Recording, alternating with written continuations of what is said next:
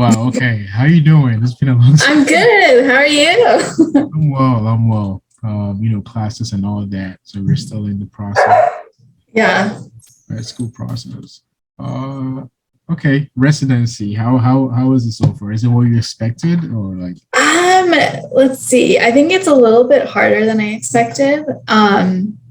It's very challenging. It's just a huge difference going from medical school where you don't have any responsibility and then you go in and all of a sudden you're supposed to be treating patients or you are treating patients. So it's just a huge learning curve. And I know everyone says that, but it's definitely challenging. But I'm very happy that I'm in emergency medicine. So it's fun and I'm learning a lot. Right. Yeah, I was saying that I feel like a lot of students are going to be very inspired when they hear a story. So, Oh, like, it's a good thing you're doing. Yeah. thank you. Oh yeah. Yeah. Right. All right. Okay. Sorry for the waiting time. Let's get No into it. problem. Yeah. I'm just gonna roll with it.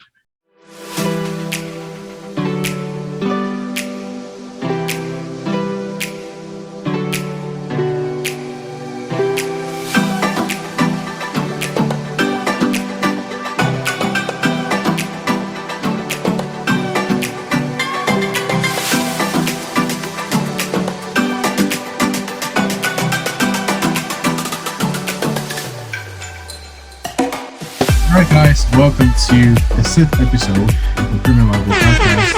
Today we have Dr. Annaclaire Brodnick here with us. Dr. Brodnick, you're welcome. Oh, please call me Annaclaire. Right.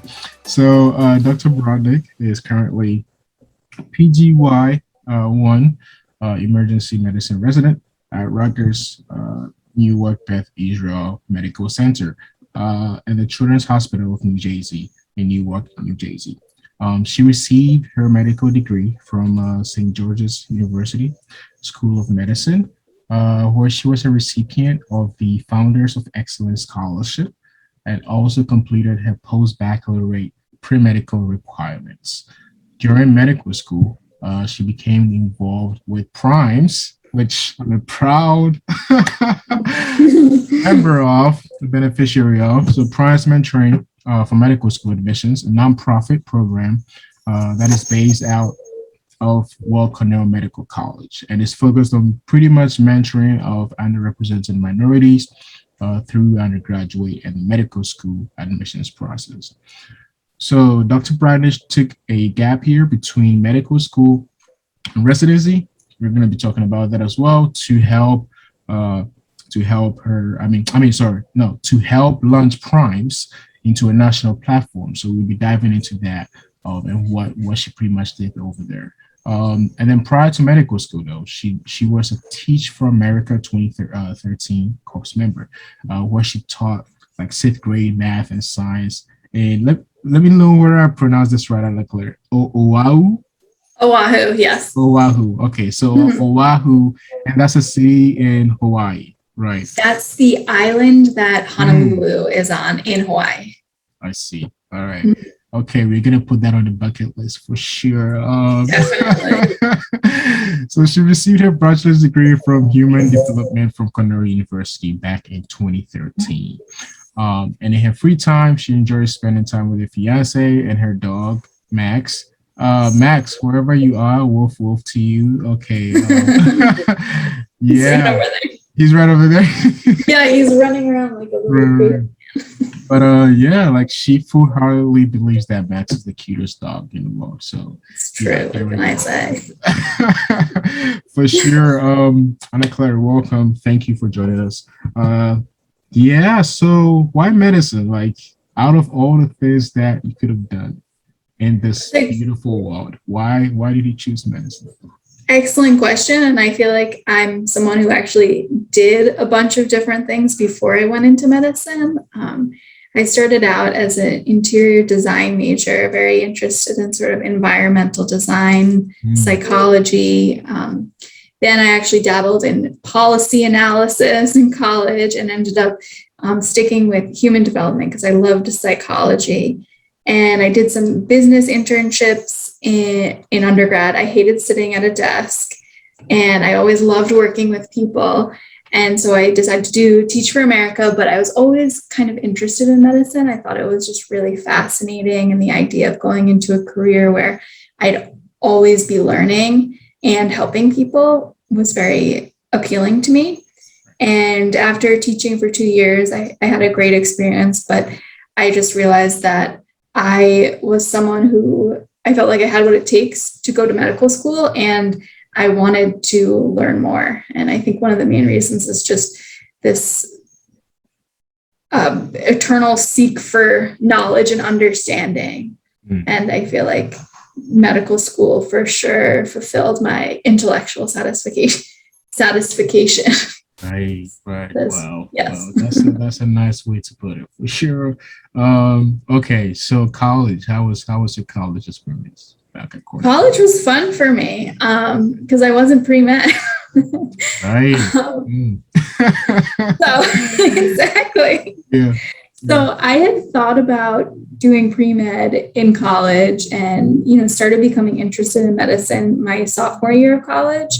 But I went to Cornell and it was very, very hard school. I knew so many people that ended up just getting weeded out of being pre-med because they failed their classes because the curves were just crazy.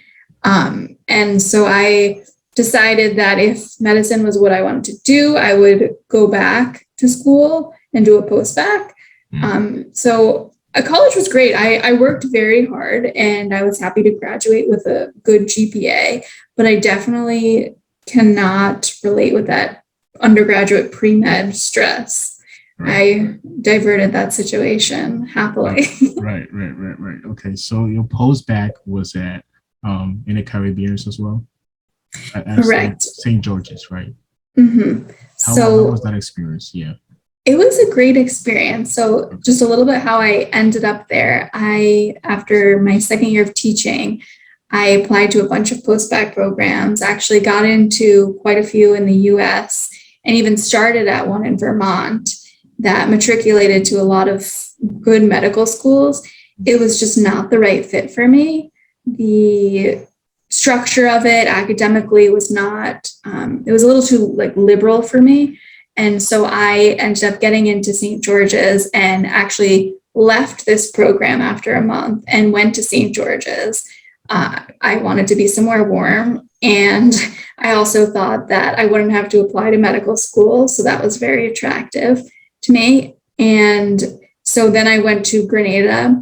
And it was great, actually. It was a very, very small program. It was really cool to be in a different country.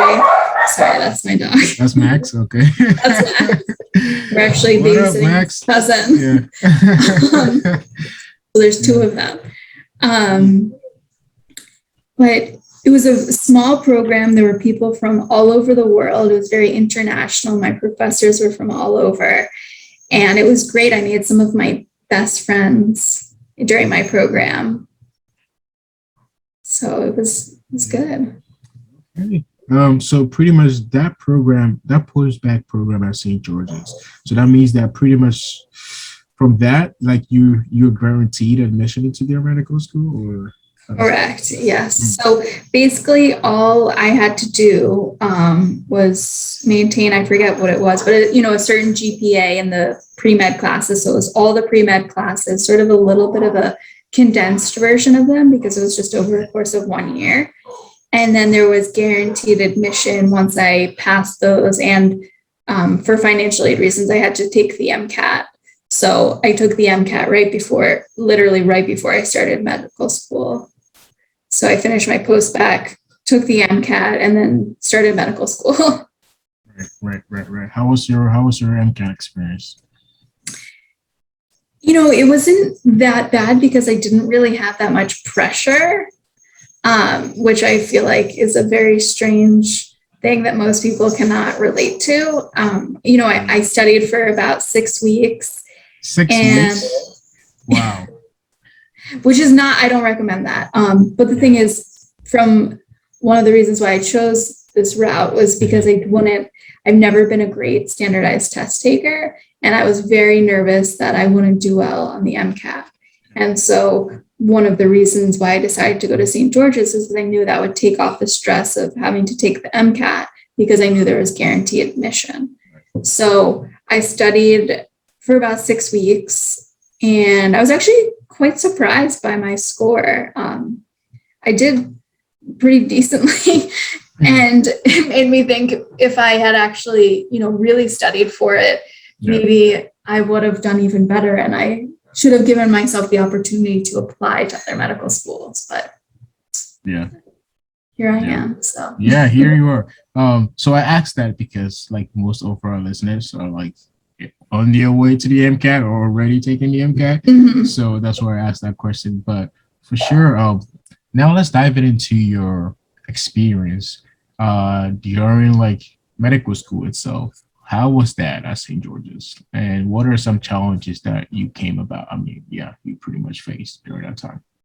Sure, that's a great question. So I think one of the things that was challenging for me being, first person in my family in medicine, not really knowing that much about the medical school process. I didn't really know that there was such a stigma of going to Caribbean schools. And, I saw there was good match rates in specialties that I was interested in. And so I felt good about that. But once I went there, there were a lot of, little challenges of going to an international school, especially in a developing country, and then coming to the US and doing rotations. It's a very large school. And so at times I felt quite lost and that I was just a number. So that was definitely something that was a little frustrating for me. It was a different culture than I was used to in undergrad. It was very competitive, which I know medical students tend to be competitive, but coming from Cornell, I was used to a competitive environment, but it was sort of this cutthroat environment that I wasn't used to. And so that was a little stressful for me. I know medical school is stressful in general, but right. So it's like everyone is competing to like get into a good, I guess, like future US residency. So it's like exactly, and which is sort of the norm for medical students. School. Right. But there was just sort of this feeling of people had to prove themselves, and I didn't feel like I always felt like I obviously had to prove myself because it's, medical school and you're always trying to be a better version of yourself. But it was a different environment than I was used to. But that being said, it was very cool to study in a different country. And I loved being by the water. And it was, it was a really cool experience to be in a completely different culture and actually be a minority. Was a very interesting experience for me. Right. What looking back, okay, before I ask that question, if you were to go back, will you go the same route or not? That's a really good question. I mean, obviously you are here now, so it worked out, right? It did. But like, if you were to go back, will you go the same route? What will you say to that? I would definitely have done what I did in terms of doing Teach for America, then applying to Postbacs. Yeah. I, perhaps looking back, always, kick myself and say, I did pretty okay on the MCAT studying for 6 weeks. What if I had stuck it out in one of these US programs and wasn't so afraid to apply to medical school? Would I've gotten into a US school? What would it be different? But it's hard to have regrets like that because then I met my fiance, and I wouldn't have met him if I didn't go to St. George's because we met in Chicago. So, life turns out the way that it's supposed to. And here I am. I always wanted to be an emergency medicine physician, and I'm getting, incredible training, and I love my residency program. Right. Yeah. So the answer is yes. What would be your advice for someone thinking about going to the Caribbean for medical school? What would be your advice for them? I would say that I felt like when I finished Teach for America, I guess I was 2 years out of college, so I was 22. To me, I felt like if I took a couple more years, I was going to be so behind in my career. And I felt like I went to St. George's because I was like, I have to start medical school right away. And so one of the things that I would tell people is, give yourself a chance. If you didn't get into medical school the first time, maybe the second time, or, after 3 times, I would consider consider a Caribbean school. But give yourself a shot and don't quit. Even I know a ton of people who didn't get into medical school the first time, the second time, and give yourself the opportunity to try to get into US school because it is easier. But that being said, if that's not in the boat for you and you just want to be a doctor and you're okay with those challenges, which I was, then definitely consider it.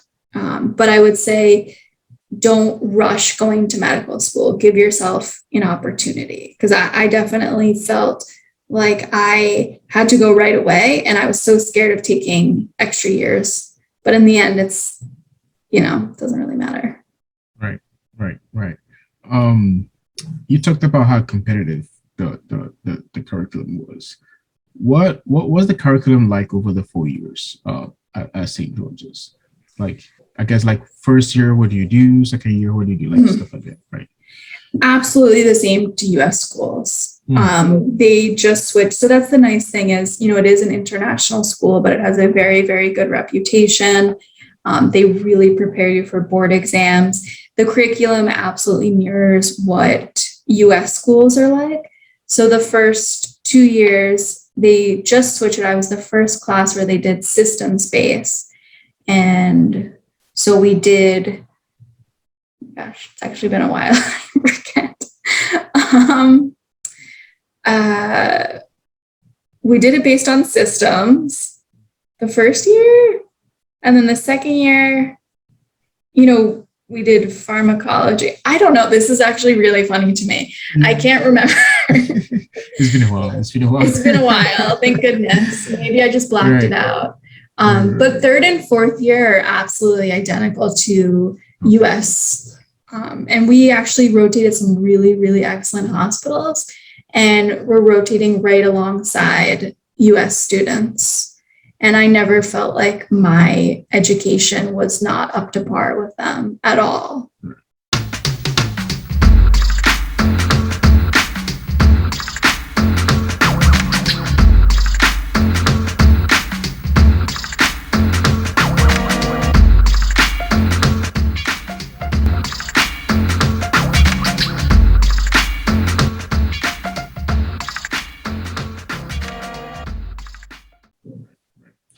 So this channel and podcast is solely based on learning from others' mistakes.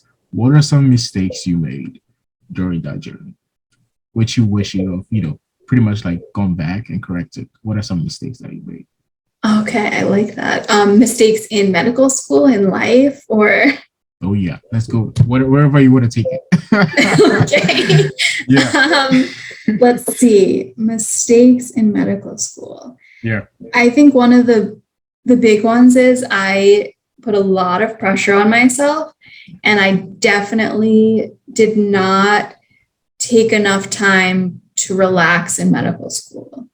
And I know that's hard, and everyone says, oh, you need to, spend time socializing. It's really good for you. I just sort of, I had my friends, but I didn't invest that much into being that social because I was so focused on school.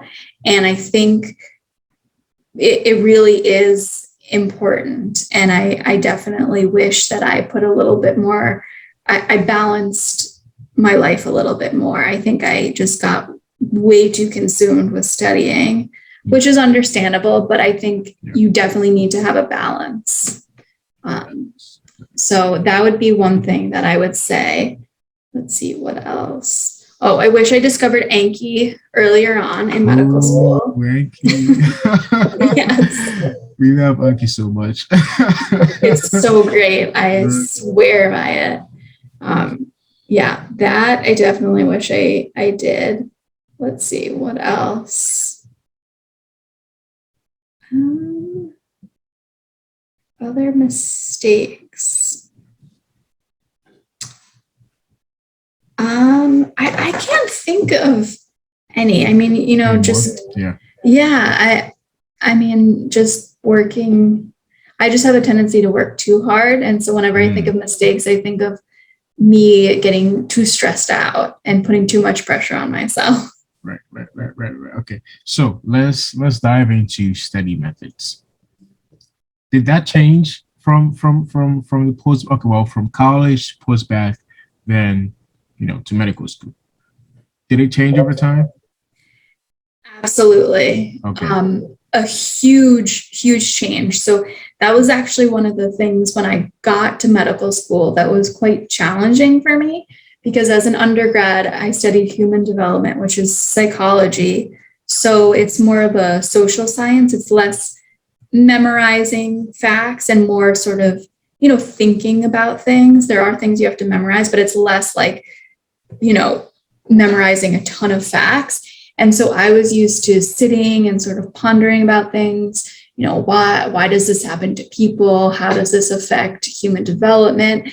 And then I get to Postbac. Postbac wasn't that bad, but get to medical school and it's just facts. It's how many facts can you shove in your brain at one single time? And I was always seeking for, why is this connected to this? How does this matter? And I would get really behind in my studying. And I also found that other people who weren't asking these questions that were, like intellectually stimulating to me were not struggling as much as I was. And so towards the end of medical school, this is after step one, sort of towards step two, I worked really hard to do much better on step two. And I was really proud of my score.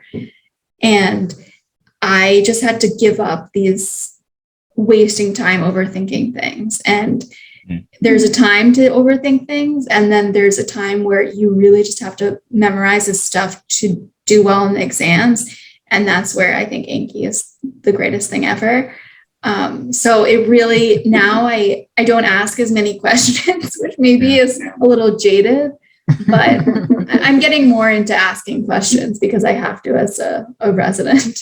But I definitely got better at towards the end of medical school, just, whatever tricks you have to do to memorize it, that's what you have to do. And it's not really this process of thinking about things, because a lot of times you'll actually find in medical school, you'll be like, oh, well, how is that mechanism connected to, or how does that drug work? And they'll tell you, your pharmacology professor, they'll be like, we really don't know actually. And so, okay, well, why should I waste thinking about it if the professors and the textbooks don't even know? Got it right. Right. Okay. Did you ever fail an exam back in middle school? Oh, yes. Okay. Yes. How many? How many? Oh, good question. It's very nice to look back and be in residency and be able to laugh at this. Right. For sure to not laugh at the time. I would say two. I think the first medical school exam, I was just so overwhelmed, and I got like a 59 or something. But somehow in my brain, I spun it and I was like really proud of myself, because I was like, oh, wow, I didn't even work that hard. And I still got like greater than 50%. That's like the mentality you have to have in medical school. You just like turn negatives into positives. Otherwise, and then there was another one, one of my last second year. It's like this small quiz, but I just totally bombed it. And okay, so the exam and that small quiz, how did you bounce back from that mentally? I mean, obviously, you just talked about how you turned the negative into the positive, but obviously has like some kind of impact on you. How did you bounce back from that? I think one of the things that one of my strengths is always kind of reflecting and, being honest with myself, what I could have done better. And when I thought about these two tests, I did not work that hard. And I knew that. So I knew that after this test, the first test of medical school that I didn't do that well on, I didn't work hard enough. And it didn't matter, if other people had already taken these classes and, I did this 1 year postbac. It doesn't matter. Nobody cares. And at that point, I realized that's when I kind of like really buckled down. And I was like, if I want to do this, I don't have as strong of a medical or pre-med background. I'm going to just have to work, twice as hard. And so I just buckle down and work harder, but more effectively, because I know I talked about, wasting time. It's kind of realizing what is yielding the best outcome and being, always willing to change your study strategy. That was something I'd always talk to my friends, like, one of my best friends did really well. And I'd always be like, what are you doing? Like, I want to be like you. Right. Did you ever sleep? Yes. Sleep at all? Okay. So I actually am a huge proponent of sleep. I cannot say that I get as much sleep as I did in medical school or undergraduate as a resident. That is definitely, especially as in the ICU last month, that was very little sleep.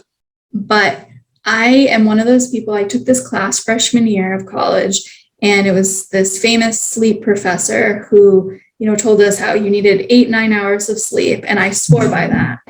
And I still do, because if I don't get enough sleep, I cannot think and I can't remember things. And so I think sleep is so absolutely important. You can ask anyone. Everyone thinks I'm a cat because I sleep too much. Yeah, because I'm like, how do you balance that with like studying so much? It's really hard. I think you have to get used to, in medical school and studying for, USMLE exams, that feeling that you're never going to accomplish what you wanted to accomplish that day. You're never going to do enough flashcards. You're never going to have fully reviewed something. And you just have to be okay with that and get to a point where you know that you're too tired and you need sleep, and just close your computer, close your book, and go to bed. Because you're always, I feel like in medicine, you're always going to feel like you're behind, which I think is a valid feeling, because, the stakes when you get into practicing are really high. They're people. And I think if you don't feel that sense of, humility, or just knowing that, you can always be better, I think the end of the day, that makes you a better doctor when you get out into the field and practicing. In my 3 months of being a resident. That's a good segue. All right. How is residency so far? It's good. Let's see. Yeah, is it what you expected, or? It's getting a little bit better. There's just a lot of terrifying moments where you realize, and I actually just took step 3, which you usually take after your intern year. So I went into residency being like, oh, I've finished all my USMLEs, I'm good. And then you get in and there's a patient in front of you and they're really sick. And it's like everything you learned in medical school. You can look at labs, you can look at imaging, you have a rough idea, you have these differentials in your head from taking multiple choice tests. But you get in and there's a real patient and they don't appear as they do on your board exams. So it's really hard. And I remember the first month, I'd never been able to put in orders before. And it says like Dr. Brodnick or MD. And I can literally put in these orders for morphine or even Tylenol. I was so scared to order Tylenol. And I would ask my attending, I'd be like, is it okay if I give them like 400 Tylenol? And they're like, yeah, you can literally get that at the grocery store. Like, you're not going to kill them. Yeah. So there's just like little things like that because the stakes are so high. So it's just really scary. But I know it takes time and everyone goes through the growing pains as an intern. So luckily I'm in a really supportive program and I really like my co-residents and they're just awesome and love teaching. So it's nice to be in a place where I feel very supported. Right. What is your favorite moment so far in residency, if you have one? That's a good question. I don't think there would be one in particular. I think, walking into patients' rooms and, they don't know that you're fresh out of medical school and you introduce yourself as doctor. And they're just a lot of times, not all the time, but a good amount of time, they're just really grateful that you're helping them. And they have this sense of trust in you that is almost, it's humbling and overwhelming at the same time. And I think that is just that feeling that sort of I sought after and what drove me to go to medical school. And, no matter if I got 4 hours of sleep or, if I just got yelled at by another resident or an attending, I walk into a room and they look at me for answers and they trust me. And I think that feeling is just, I can't imagine doing anything else in the world, even though it's very hard. Just that privilege of treating other patients. I feel like when I walk into a room and I talk to a patient, this is what I've worked so hard to get to. And I have so much more to learn, so much more. But I feel like that moment has definitely been very cool because you don't have that before, when you're a medical student, because you're not a doctor. So it's just this interesting feeling. Right. Well, you are a doctor, just not an attendant yet. That's true. That's true. Right, exactly. Yeah. Okay, now let's talk about primes. You took a gap year between med school and residency to help out with primes, and actually, growing it into a national platform. How was that experience like for you? Oh, it was absolutely wonderful. So it was a cool story because Ben, who started Primes, was a Teach for America core member. He actually reached out to me, I think during my third year, because he found me on the alumni network of Teach for America. And I was like, oh, you're at Cornell. I went to Cornell. This is so funny. I love what you're doing. This is amazing. And you did Teach for America. And so I worked a little bit on the program when I was a third year medical student. And then it just so happened that they got a grant and I ended up taking a gap year and they were hiring someone. I was like, oh my God, this is absolutely perfect. I've already worked with them. I love them. And so it was great. It was really exciting. It was cool to sort of tie in together, my teaching experience, even my design experience. I did a lot of graphic design for them. The whole website, I designed everything by myself. That was you? All of it. What? Those are some videos, crazy skills. All of it. Oh my. The videos, the graphic design, everything is me. You guys gotta check out the website. Okay, I'm gonna link it below. Yeah, and apply as well. Okay. That was you? Okay, wow. All of it. Those are some crazy skills, Annaclaire. Thank you. Yeah, because the website is really good. I mean, yeah. Thank you. Oh yeah. Okay. Yeah. So that, and I brought it to the Cooper, the platform. Before it was just a bunch of Google Drives and not really centralized. And I, helped launch the program on Cooper and recruit nationally. So we have core members who are from, all the way out to Hawaii actually now and California. And so it was just really cool to be on a great supportive team. Dr. Hoffman and Ben are just so awesome. And everyone else at Weill Cornell is just so great. And yeah, it was just really exciting. And it was great to work with students like you that are, so excited and awesome and going places. It's been a great experience. And to even have you guys still reach out to me was really... Oh yeah, we had a lot of fun too. Oh, good. I'm glad. We're still having a lot of fun. So yeah, for sure. Good. Oh yeah. Yeah, wow. That's great to hear. So yeah, I'm still thinking about the website. How do you that's yeah, that's really good. That's really good. Those are some really good skills. I mean, like, yeah, how did you let me ask you, Mhm. how much time went into that? Because that Ooh, website is really good. I mean, thank you. yeah. A lot of Mm-hmm, time. mm-hmm, It was sort of something, I got Ben got yeah. the URL, and it was like there were a couple pictures, and I was like, oh, I'll do this, and I was like, oh, I'll get it done in a week, no problem. And when it comes to design things, I get Yeah. like, I'm like a perfectionist, as I Mm-hmm, am with many other things, mm, but it has to visually look absolutely perfect. right, And so, it actually ended up taking me a couple weeks. I had to sort of learn the Squarespace software, right, right. because I didn't code it, but you have to learn how to, do all these All of that. things and these Yeah. functions. And then I wanted these videos in the background with text. So all these like weird little elements, and Yeah. resizing things and making sure that they're like JPEG versus Like dot PNG, all yeah, that. exactly. Yes. Yeah.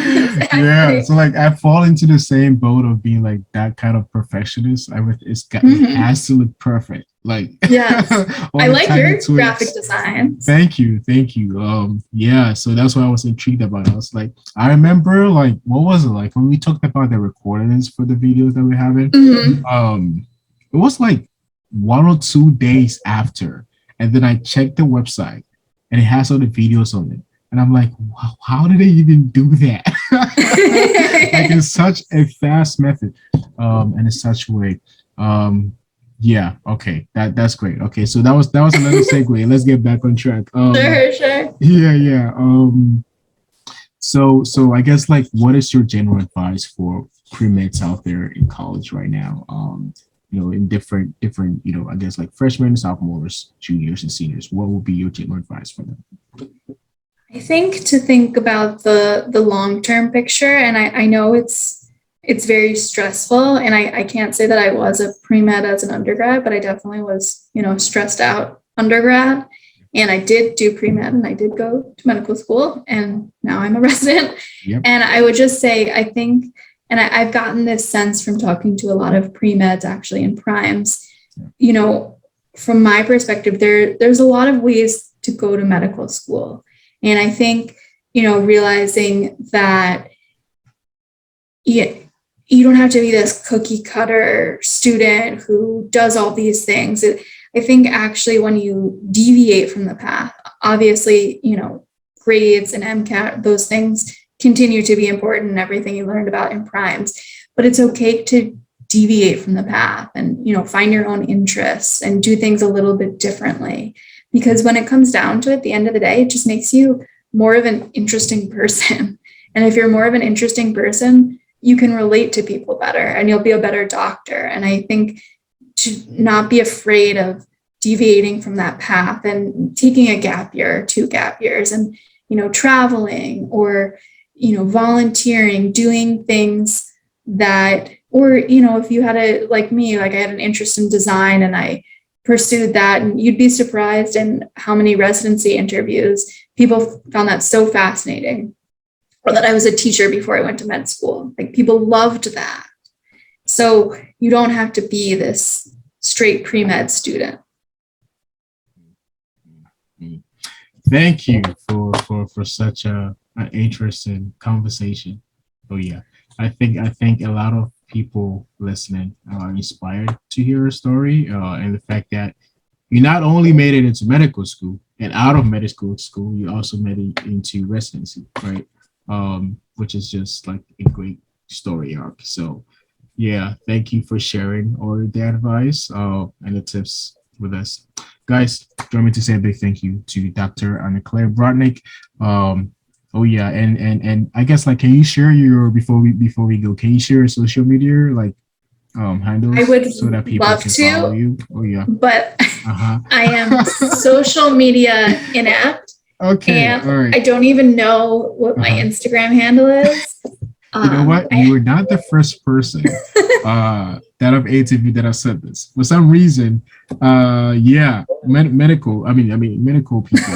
I don't know. I don't know what is up with that, but definitely you're not the first.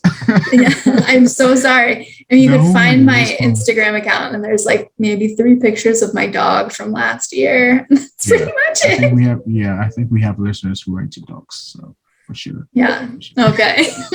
I don't remember what the handle What is the or what, whatever what they our call handle it. is? Okay, okay.